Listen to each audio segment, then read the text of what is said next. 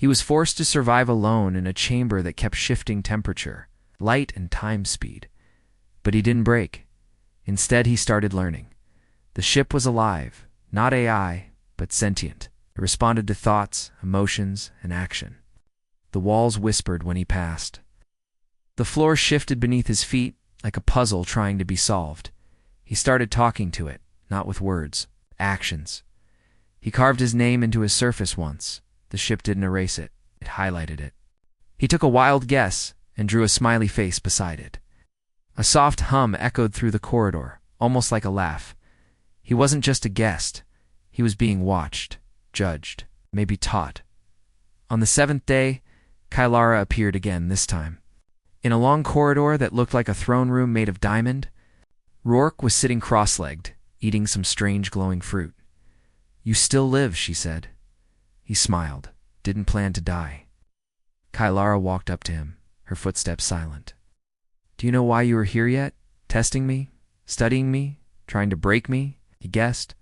"Maybe all three." She didn't answer. Instead, she asked a question. "If given the chance to return to Earth, would you take it?" He paused, then shook his head. "Not yet. I haven't figured out your game." Kylar stared at him for a long time. Then, for the first time, she smiled. Barely, but it was there. "You may be what I need." That night Rourke couldn't sleep.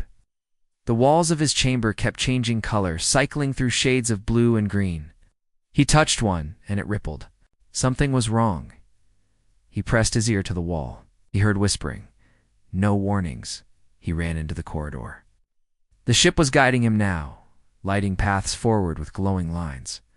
He followed them until he reached a sealed door. It opened on its own. Inside was a room full of glowing data orbs. Varelian, knowledge banks, flimets, guarded, hidden. But the ship wanted him to see. He picked up an orb. Images filled his mind. Ancient prophecies, secret files, genetic codes, and one phrase. Repeated again and again across different languages, different timelines. The spark shall rise from the forgotten ones. Chaos, wrapped in flesh. A destroyer of stagnation. A human. Rourke staggered back. He now understood something terrifying. Kylara didn't choose him as a gift. She chose him as a weapon. Lieutenant Adam Rourke stared at the glowing orb in his hand. Its surface pulsed with a quiet rhythm, almost like a heartbeat.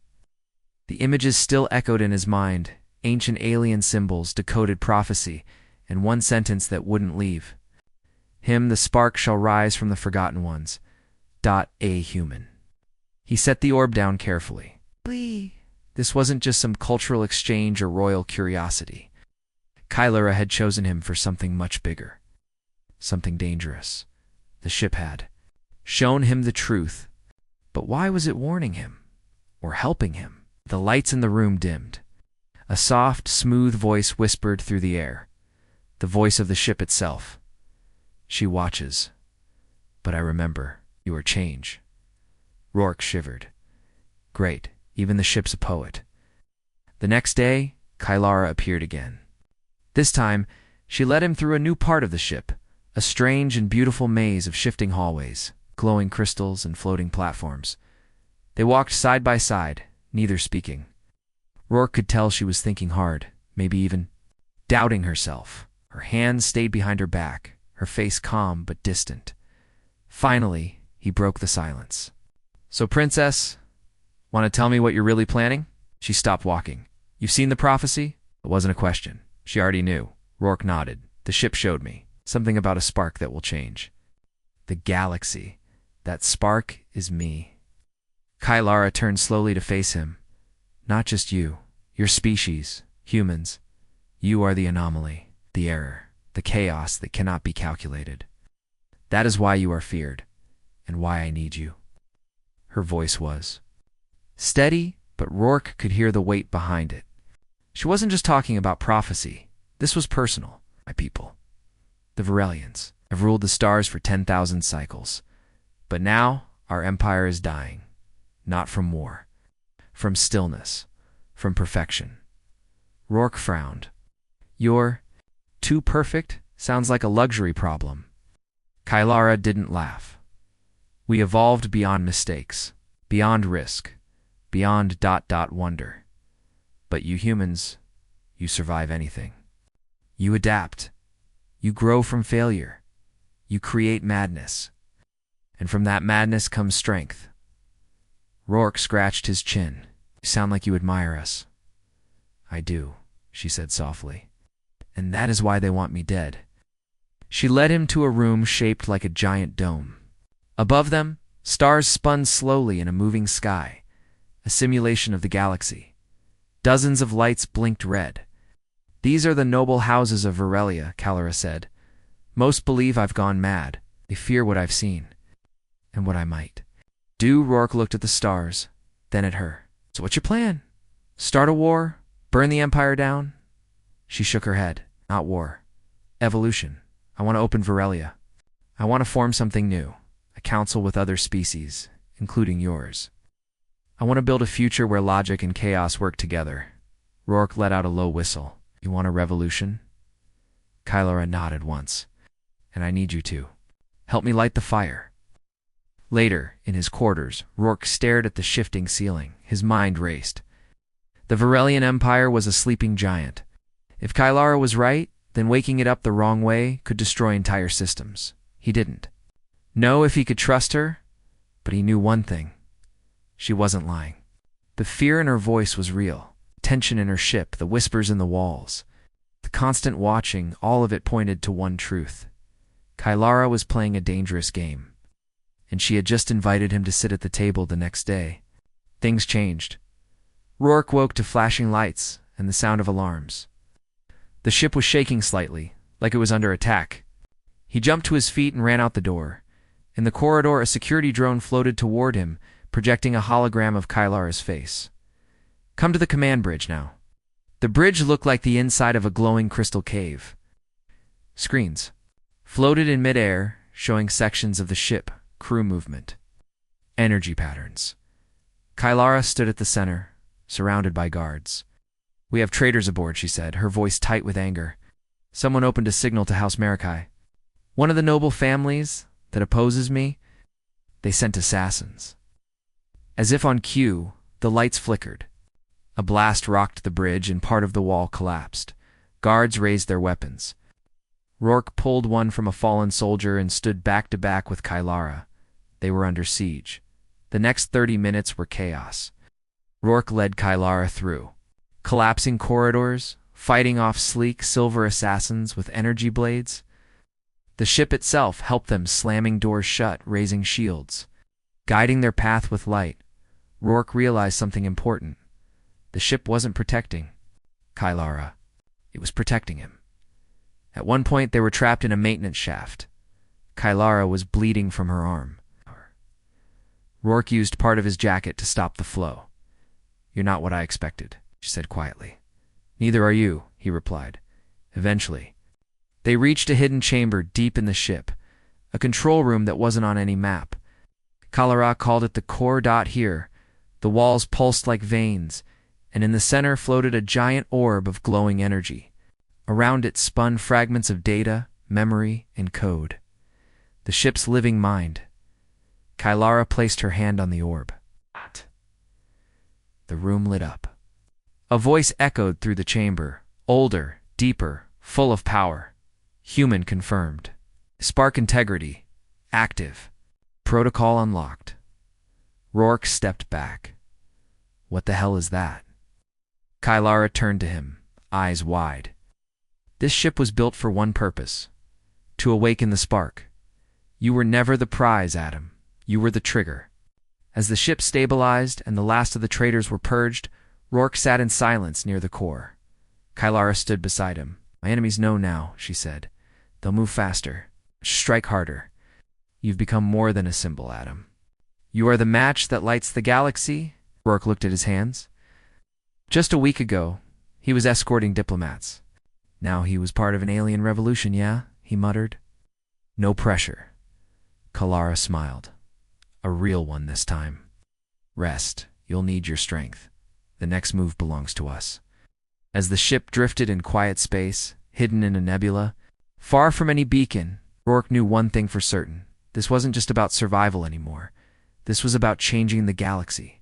And for some reason, the fate of it all now rested in the hands of a stubborn human and a rebellious alien princess. The Varelian ship floated inside a thick purple nebula, hidden from scanners and patrols. It was silent now, healing from the damage caused by the traitors. Its walls no longer glowed bright, but shimmered softly like a sleeping giant inside. Adam Rourke sat alone in a chamber that looked like the inside of a geode, all crystal and light. He was deep in thought, trying to understand what his life had become. 1 week ago, he was a human soldier escorting diplomats. Now he was the spark, the beginning of a change that could shake the galaxy.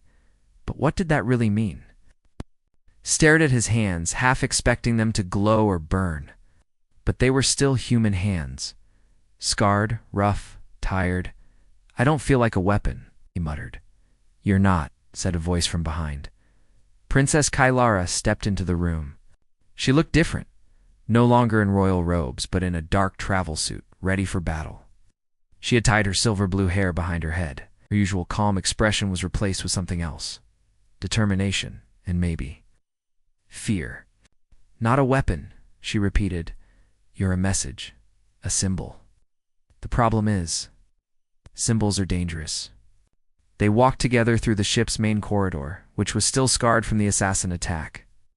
Repaired drones floated past them, stitching crystal and metal back together. Kylara spoke while walking, her voice steady. After the attack, the Council of Houses met in secret.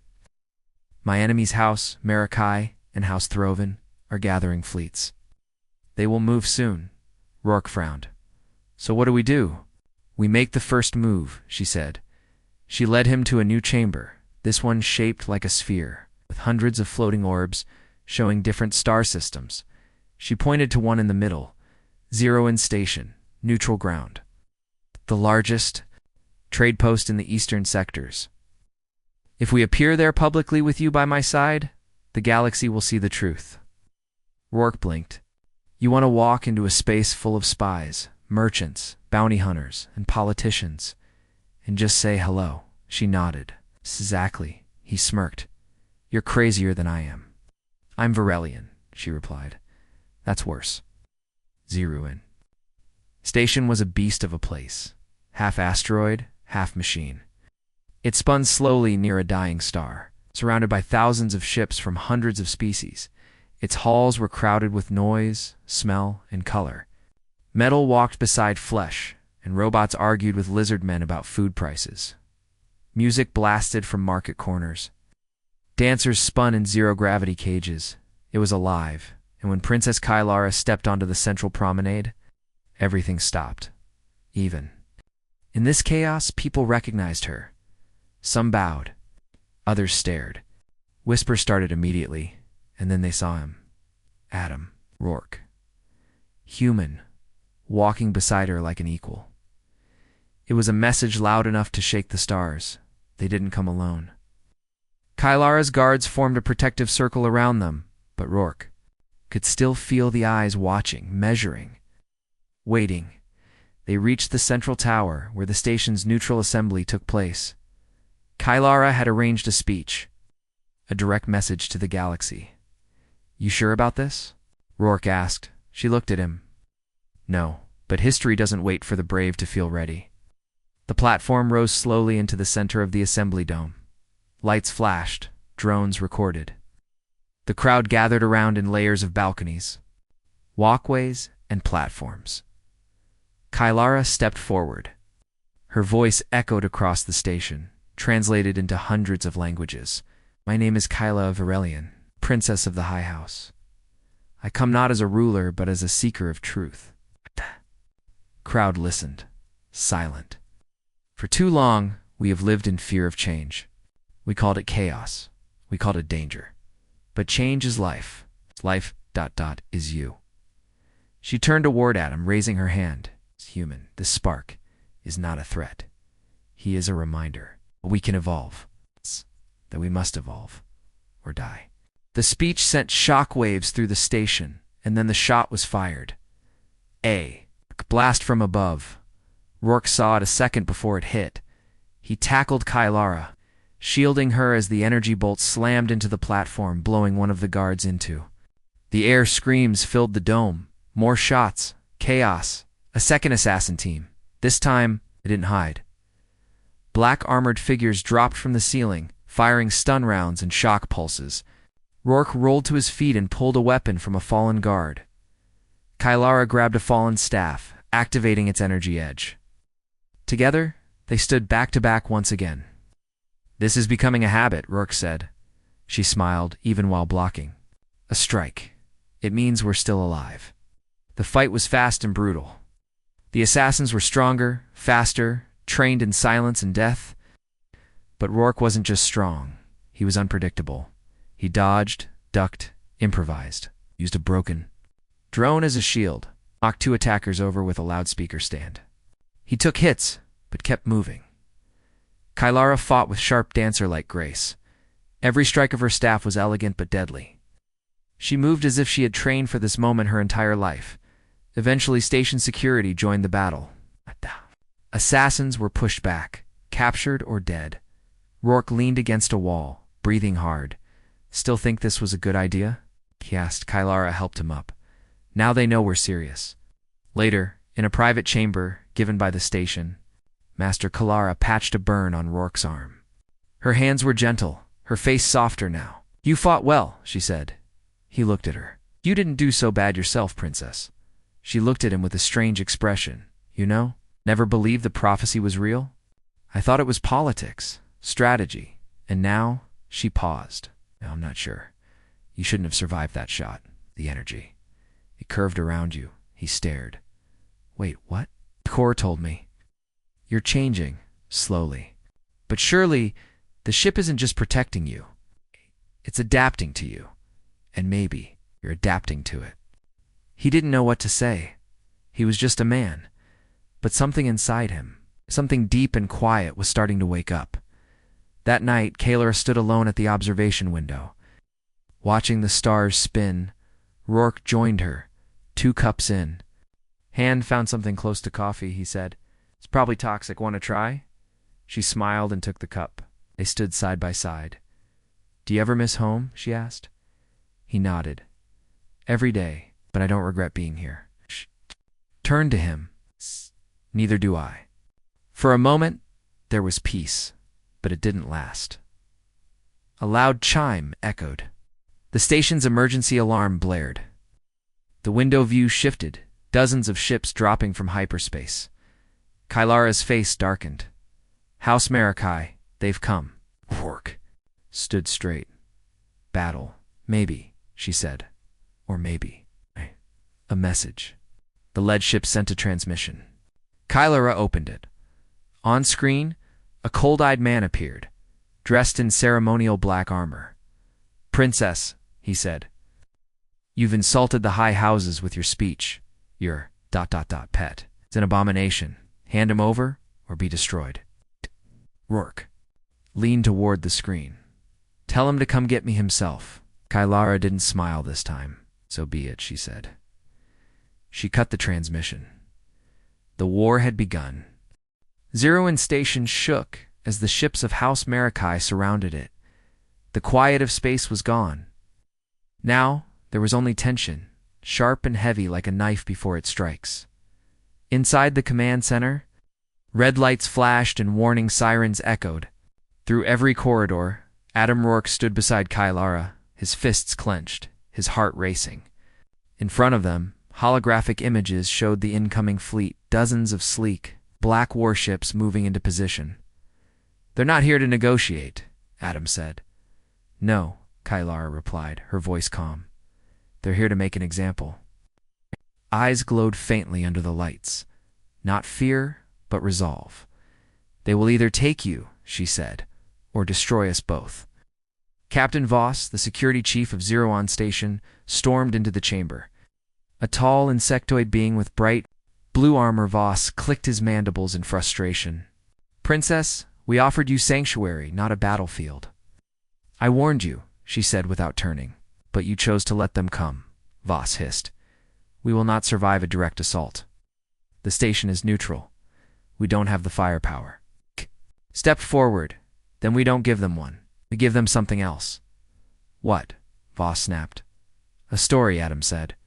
One that spreads faster than their guns. Cholera understood. Within minutes, her ship's systems connected with Zeroin's communications array. Dozens of cameras turned. Drones flew into position. Across hundreds of star systems, a broadcast went live. Kylara stood tall, dressed in dark silver robes. Beside her stood Adam in simple combat gear, bruised but proud. She spoke directly to the galaxy. We are not afraid. We are not your enemies.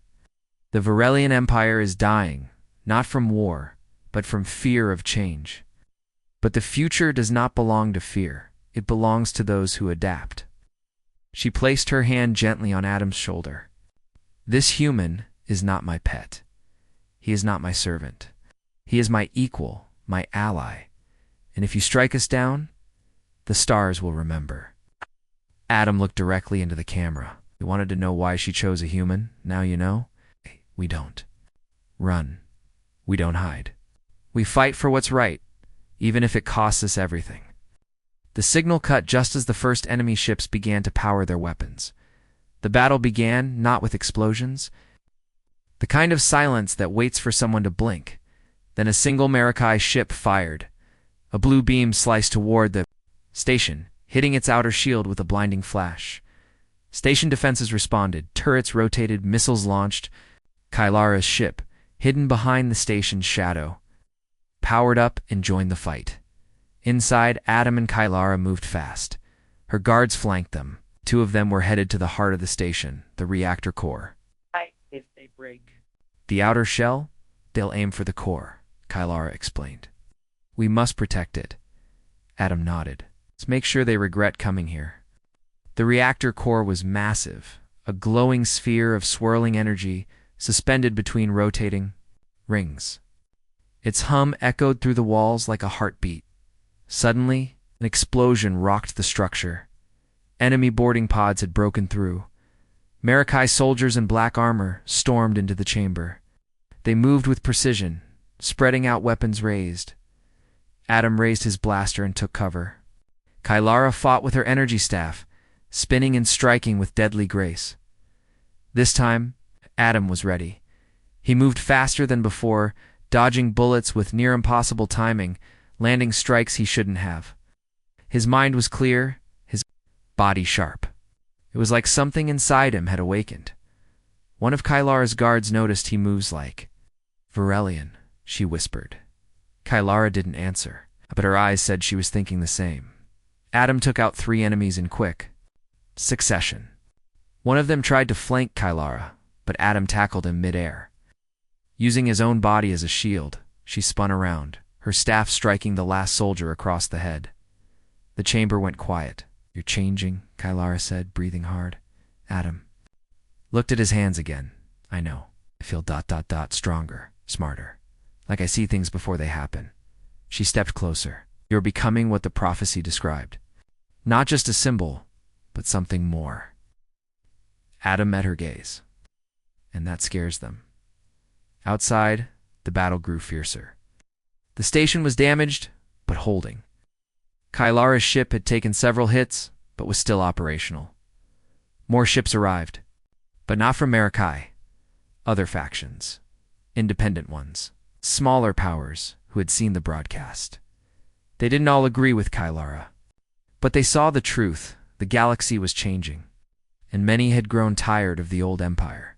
A few sent fighters to help defend Zeroin. Others sent messages of support, and one even sent a gift, a data packet showing that Marikai had broken 3 ancient treaties by attacking neutral ground that changed everything. In the War Council chamber, Kylara stood before a growing alliance. Holograms of captains, leaders, rebels, and traitors floated around her. We don't need to defeat Marikai today, she said. We only need to expose them. Adam stepped up beside her. We show them that unity is stronger than fear, that old empires fall when they face new ideas. Kylara pointed to the map. We strike their command ship, disable it not.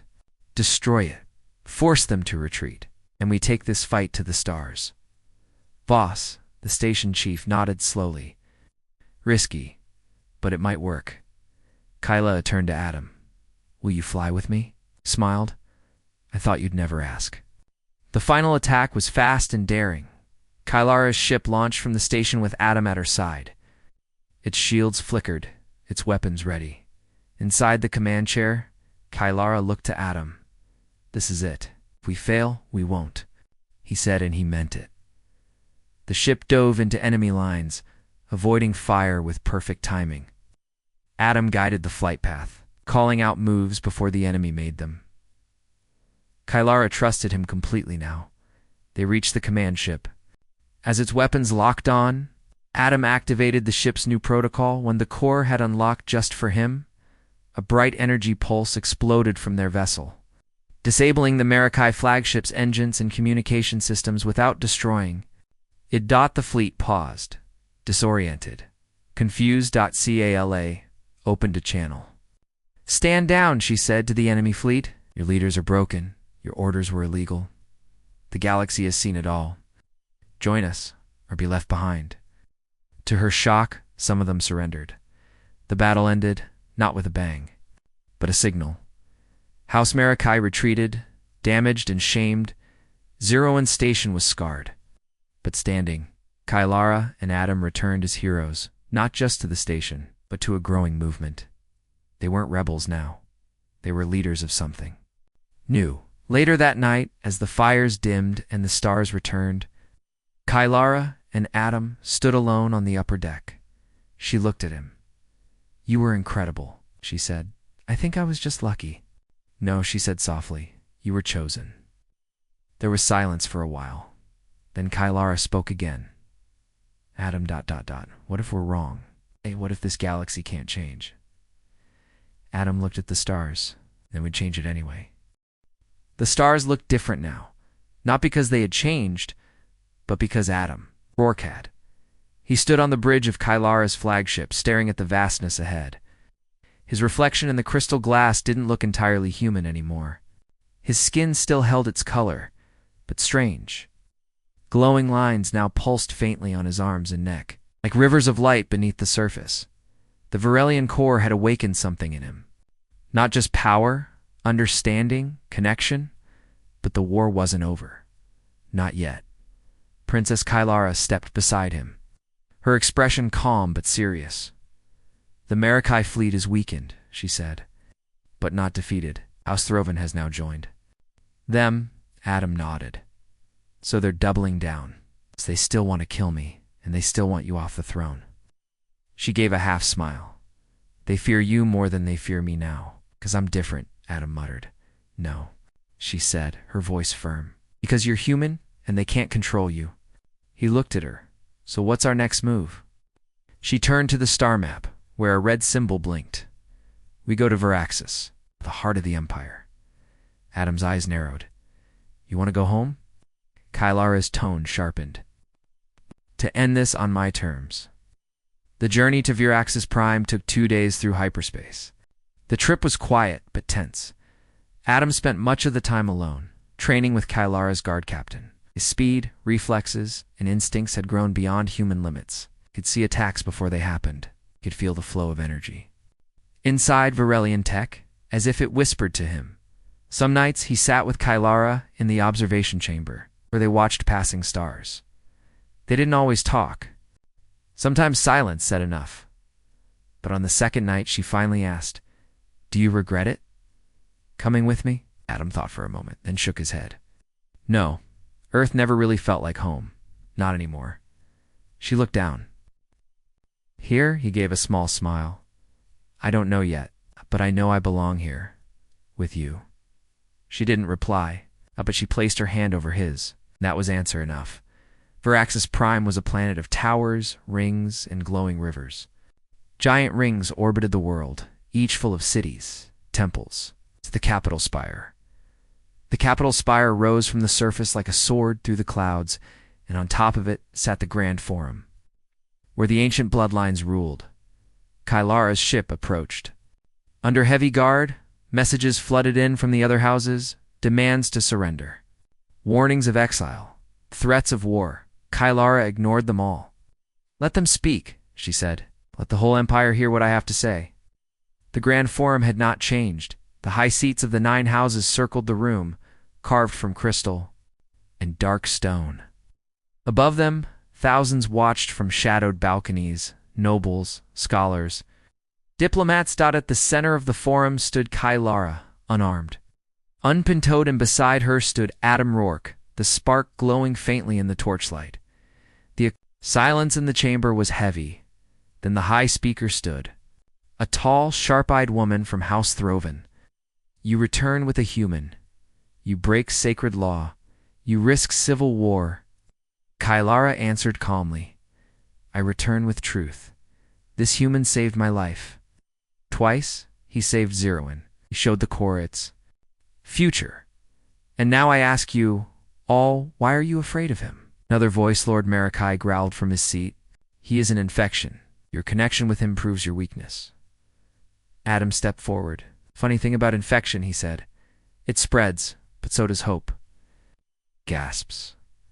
A few chuckles. Kylara smiled faintly. "You hide behind tradition." She told them, "But you forget our history. Aurelians were once wanderers, explorers. We learned from other species. We grew because we changed." She turned to Adam. "He is not my pet. He is not my weapon. He is the beginning.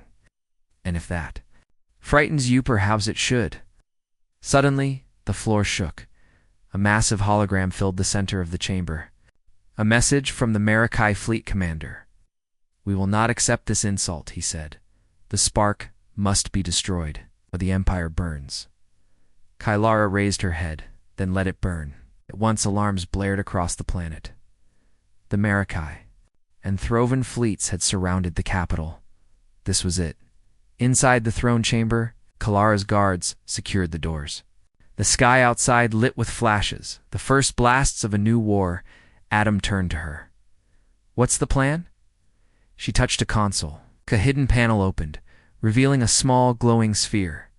"The core fragment. It connects to all our systems. It reacts to my bloodline," she said. "But now, it reacts to you." Adam reached out. The sphere pulsed under his fingers. Kylara stepped back. "If you want to stop this war, you must link with it. What happens if I fail?" "Die," he smiled wryly. "No pressure." Adam took a deep breath and placed his palm on the core. His mind exploded with light. He saw stars, ships, people, thoughts, fears, dreams. He wasn't just in the system, it was the system. He felt the incoming enemy fleet, the pain of innocence, the betrayal. The hope. He reached deeper, not to destroy, but to connect, and the core responded, outside. Something incredible happened. The enemy fleet's weapons powered down. Their engines slowed. Shields dropped. One by one, systems across hundreds of ships began to glow with the same light running through Adam's veins. Back in the chamber, his body rose into the air, surrounded by energy. The guards stepped back. In awe, Kylara watched, her eyes wide. He's syncing with the network. With all of it. Enemies tried to fight, but their systems no longer obeyed. A choice appeared in front of every pilot. Every soldier. Fight for tradition. Or fight for the future. And many chose the future. Adam collapsed as the energy faded, his body smoking, eyes still glowing dimly. Kylara caught him before he hit the ground. "Adam, are you okay?" He coughed, laughing weakly. "Remind me never to do that again?" Outside, silence returned. Not defeat, surrender. The war was over. Weeks later, the galaxy was different. The 9 houses were reduced to 4. Kylara became High Chancellor, not ruler, but leader of a new council. Where smaller worlds finally had a voice, Zerwin Station became a hub for diplomacy and progress. And Adam, he didn't return to Earth. He stayed. He became something else. Not quite Varelian, not just human. He was the bridge. Some called him the Spark. Others called him the Flame Walker. Kylara called him mine. One evening, aboard the new Unity vessel, we stood together on the observation deck. Watching a new ship launch, the first joint human-Varelian explorer vessel, Adam sipped something close to coffee. So he said, "Why did you ask?" "For a human that day?" Kylara smiled, "'cause I knew no one would understand. And sometimes, that's how change begins." He grinned. "And if you hadn't picked me?" She looked at him, and then the galaxy would have missed its spark. They stood there in silence, hand in hand, watching a new future take flight. Together.